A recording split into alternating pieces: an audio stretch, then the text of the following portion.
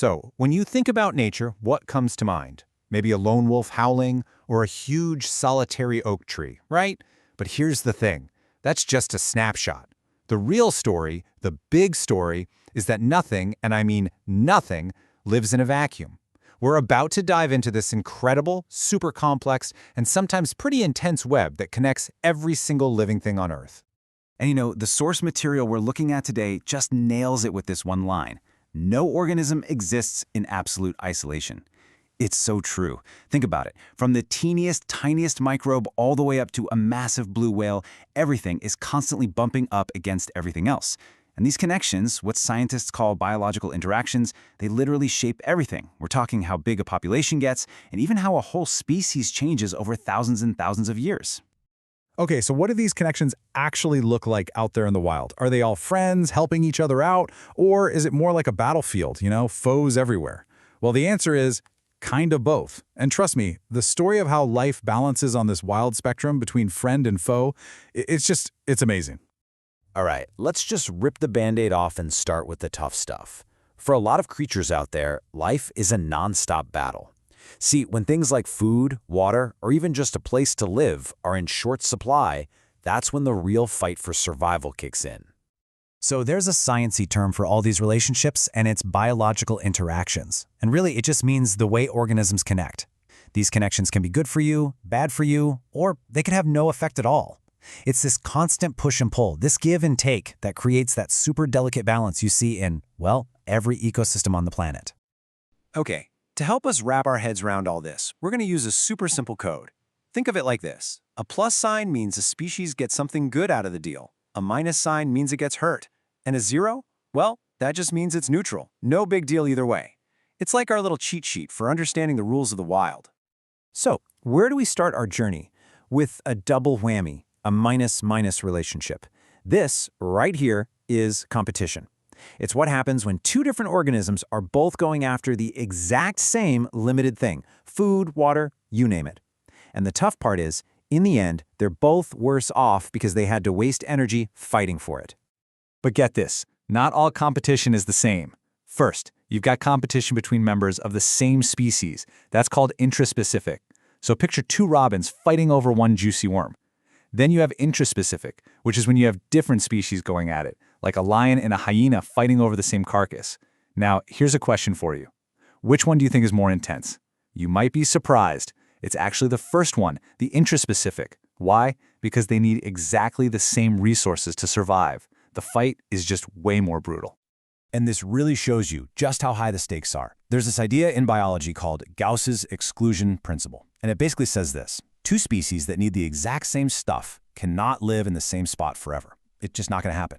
Sooner or later, in this relentless game of survival, one species, the one that's just a little bit better at getting what it needs, is going to win out. It's a huge, powerful force that literally shapes who lives where in the wild. So this intense fight for resources, it perfectly sets the stage for what is, hands down, one of the most dramatic showdowns in all of nature. The epic, high-stakes chase between predator and prey. And here we go, our first classic plus-minus interaction, predation. It's pretty straightforward, right? One organism, the predator, gets a plus, a meal. The other, the prey, gets a minus. It gets eaten.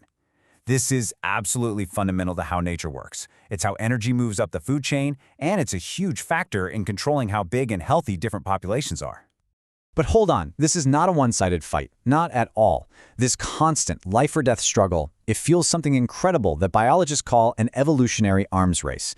Just picture it, both the predator and the prey are locked in this endless cycle of one-upmanship, constantly evolving new tricks and new strategies just to get a tiny little edge. So on the predator side of the arms race, what's their move? Well, they're evolving some serious hardware. We're talking sharper teeth, more powerful claws, insane speed, or even deadly venom. It's all about becoming the most efficient hunter possible. And you know it. For every move, there's a countermove. The prey isn't just sitting around. They evolve these mind-blowing defenses. Some get so good at camouflage, they practically disappear. And others pull off this amazing trick called mimicry. The viceroy butterfly is a perfect example. It's totally harmless, but it evolved to look almost exactly like the toxic monarch butterfly. Why? To trick predators into thinking, nope, not eating that one. Now, when we say predation, most of us probably think of a lion chasing a zebra, right? Carnivores hunting other animals. But the definition is actually a little bigger than that.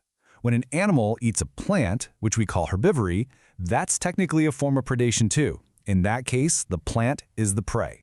And don't think for a second that this plant-eater arms race is any less intense. Oh no. While this deer is busy munching on grass, the plants are fighting for their lives. I mean, they can't run away, right? So instead, they evolve their own defenses.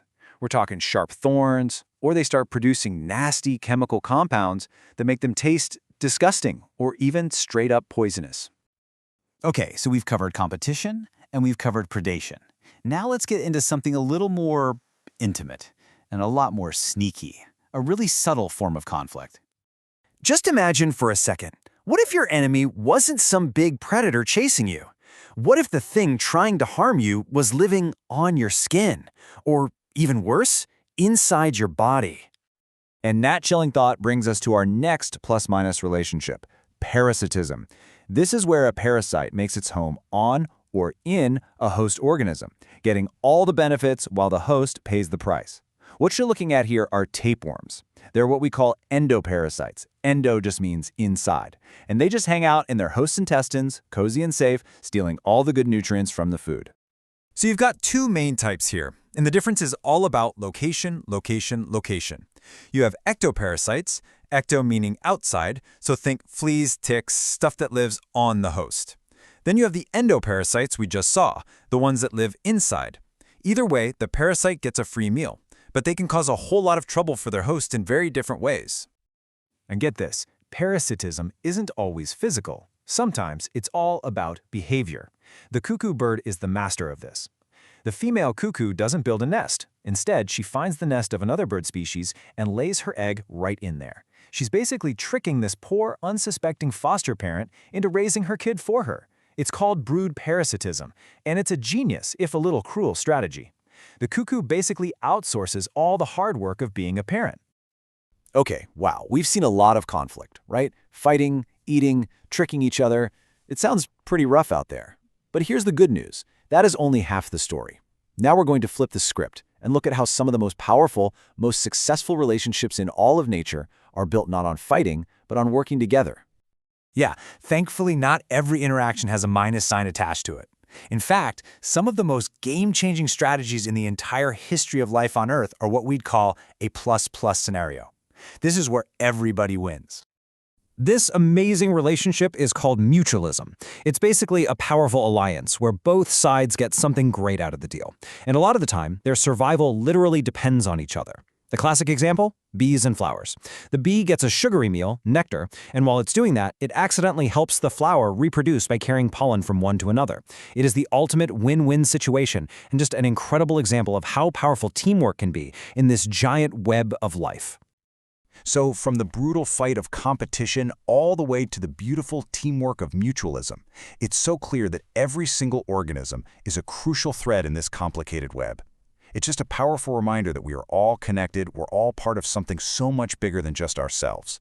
And it really makes you stop and think, doesn't it? What role do you play in your ecosystem?